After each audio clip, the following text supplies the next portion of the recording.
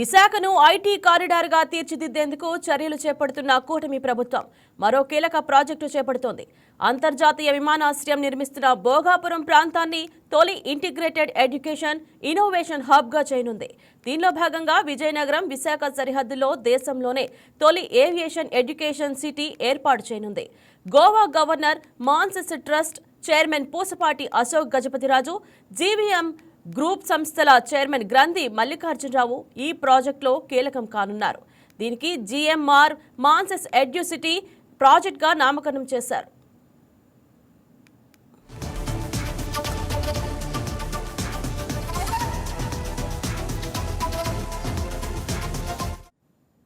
విశాఖలోని Radisson Blu రిసార్ట్లో మంత్రి లోకేష్ సమక్షంలో నేడు ఈ ప్రాజెక్టుకు సంబంధించి ఒప్పందం చేసుకుంటారు. ఈ కార్యక్రమానికి అశోక్ గజపతిరాజు, గ్రంథి మల్లికార్జునరావు, కేంద్ర పౌర విమానయాన శాఖ మంత్రి రామ్మోహన్ నాయుడు, ఎంపీలు భరత్, కలిశెట్టి అప్పలనాయుడు తదితరులు హాజరవుతారని అధికారిక వర్గాలు తెలిపాయి.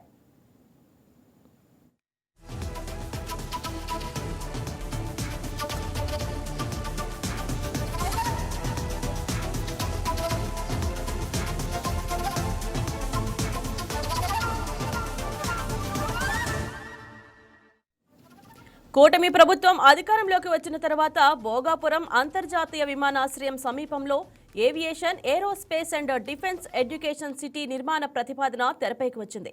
దీని స్థాపనతో ప్రపంచంలోని ప్రముఖ విశ్వవిద్యాలయాల బ్రాంచ్ క్యాంపస్లో ఏర్పాటవుతాయి. అప్లైడ్ టెక్నాలజీస్పై అడ్వాన్స్డ్ రీసెర్చ్ ఇన్నోవేషన్ సెంటర్లు వస్తాయి. స్టార్టప్లు, పరిశ్రమల సహకారానికి ఇంక్యుబేషన్ వసతులు సమకూరుతాయి. నేషనల్ సివిల్ ఏవియేషన్ పాలసీలో భాగంగా ఈ ఎడ్యుకేషన్ సిటీ రూపుదిద్దుకోనుంది. Make in India defence corridor లక్ష్యాలకు అనుగుణంగా ఇది పనిచేస్తుంది. 160 ఎకరాల విస్తీర్ణంలో ఈ క్యాంపస్ నిర్మించనున్నారని విజయనగరం ఎంపీ కలిశెట్టి అప్పలనాయుడు తెలిపారు.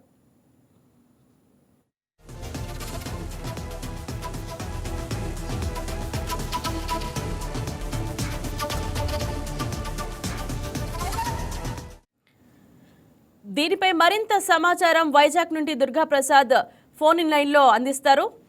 దుర్గాప్రసాద్, చెప్పండి. మార్నింగ్ మేడం, ఏదైతే ఈరోజు విశాఖ పర్యటనకి మంత్రి నారా లోకేష్ మరికొద్ది చేపట్టుకొని విశాఖకి చేరుకోనున్నారు. దీనికి సంబంధించిస్తే పూర్తి స్థాయిలో కూడా పనులు జరుగుతామని మనం చెప్పొచ్చు. ఏదైతే ప్రథమంగా విజయనగరం వేదిక ఈ ఐటీ కారిడార్ మరింత విశాఖను ఐటీని కారిడార్గా తీర్చిదిద్దాలని కూటమి ప్రభుత్వం కృషి చేస్తే ఇప్పుడు విజయనగరం వేదికగా ఏదైతే విజయనగరం జిల్లా భోగాపురం ప్రాంతాన్ని తొలి ఇంటిగ్రేటెడ్ ఎడ్యుకేషన్ ఇన్నోవేషన్ హబ్గా చేయాలని చెప్పి కూటమి ప్రభుత్వం ప్రణాళిక చేస్తుంది. ఈ నేపథ్యంలో ఈరోజు విజయనగరం విశాఖ సరిహద్దులోని దేశంలోనే తొలి ఏవియేషన్ ఎడ్యుకేషన్ సిటీ ఏర్పాటు చేయనుంది. దీనికోసం ప్రత్యేకంగా మంత్రి నారా లోకేష్ విశాఖ రావడం జరుగుతుంది. అది ఆయనతో పాటు గోవా గవర్నర్, అదే మాన్సెస్ ట్రస్ట్ చైర్మన్ పూసపాటి అశోక్ గజపతిరాజు, అదేవిధంగా జిఎంఆర్ గ్రూప్ అధినేత చైర్మన్ గ్రంథి మల్లికార్జున కూడా ఈ ప్రాజెక్టులో కీలకం కానుంది. ఈ నేపథ్యంలో ఆ చేతుల మీదుగా ఈ రోజు విశాఖ ఋషికొండ రాడిసన్ బ్లూ హోటల్లో ఈ కార్యక్రమం ప్రారంభం కానుంది. అయితే దీనికి జిఎంఆర్ అదేవిధంగా మాన్సెస్ సిటీ ప్రాజెక్ట్ గా కూడా నామకరణం చేయడం జరిగింది.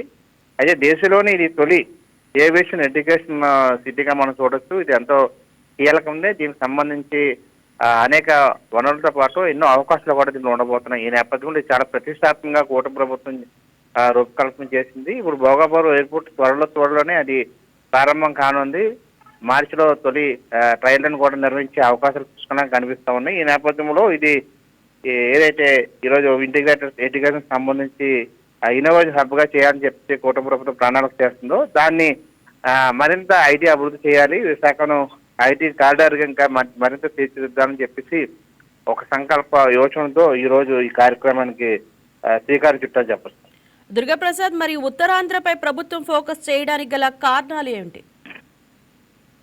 ఒకప్పుడు ఉత్తరాంధ్ర అనగానే వెనుకబడి ప్రాంతంగా చూశారు.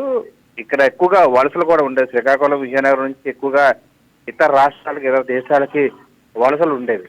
వలసలు ఆపాలని చెప్పేసి ముఖ్యమంత్రి నారా చంద్రబాబు నాయుడు సంకల్పంతో ఉన్నారు. ఉత్తరాంధ్రాని ఉత్తమ ప్రాంతంగా తీర్చిదిద్దాలి, మరిన్ని వనరులు చేకూర్చాలి, వలసలను ఆపాలంటే ఉత్తరాంధ్రాన్ని అభివృద్ధి చేయాలి, దీనికి అనుగుణంగా మనం వేయించాలని చెప్పేసి ఇటీవల జరిగిన కేబినెట్ సమావేశాలు కూడా ఒక ప్రణాళికలు చేశారు.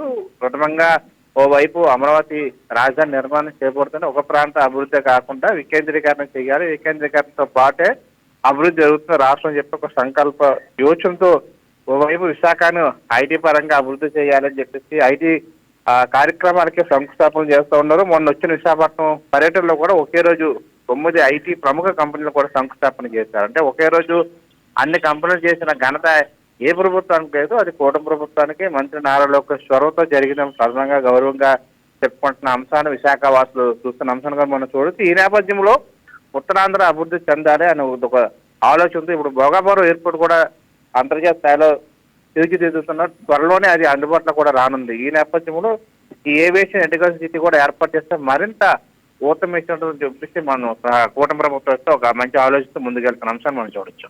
ఓకే దుర్గా ప్రసాద్, మరి ఈ ప్రాజెక్ట్ ద్వారా ఎంతమందికి ఉపాధి లభించనుంది? ఇది పూర్తి స్థాయిలో ఈ రోజు మంత్రి స్పష్టంగానే వెల్లడిస్తా ఉన్నారు. నేను ట్విట్టర్లో కూడా చెప్పడం జరిగింది. మరుసటి చేపట్టడంలో ఎంతమందికి ఉపాధి వస్తుంది ప్రత్యక్షంగా పరోక్షంగా చెప్పేసి ఈ రోజు ఆ వేదిక ద్వారా వెల్లడిస్తుందని చెప్పుకోవాలని చెప్పడం జరిగింది.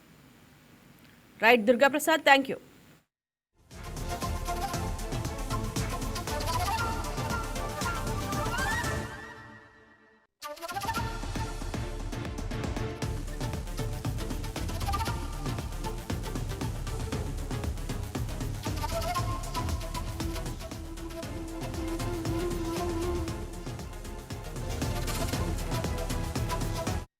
ఈ వీడియో మీకు నచ్చినట్లయితే లైక్ కొట్టి షేర్ చేసి మా వైకే టీవీ ఛానల్ని సబ్స్క్రైబ్ చేయండి.